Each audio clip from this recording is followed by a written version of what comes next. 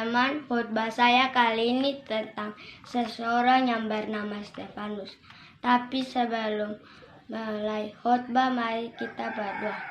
Bapa di surga, tolonglah kami untuk memahami firman-Mu di pagi ini. Dalam nama Tuhan Yesus kami berdoa. Amin.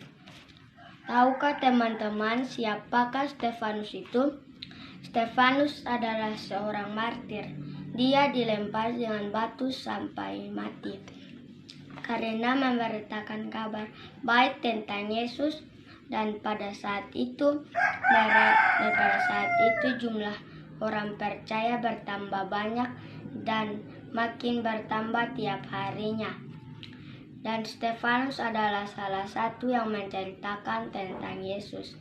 Dengan kemampuannya berbahasa Greek, memudahkan dia untuk menyampaikan kabar tentang Yesus kepada orang-orang bukan Yahudi. Namun setan tidak tinggal diam. Walau pekabaran Stefanus, walaupun ada yang menerima dan ada juga yang menentang.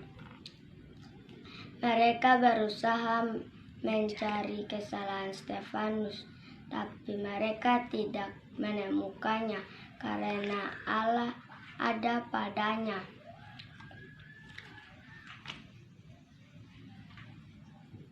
Karena mereka tidak menemukan, mereka menyuap orang-orang agar saksi dusta kepada Stefanus. Para saksi dusta mengatakan bahwa Stefanus berbicara melawan Musa dan menantang Allah.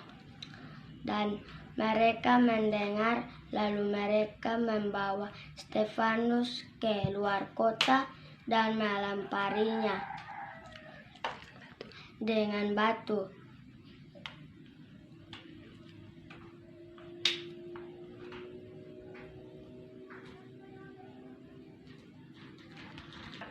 Walaupun dilempari dengan batu, Stefanus berseru kepada Allah, Tuhan, janganlah mengingat dosa-dosa mereka.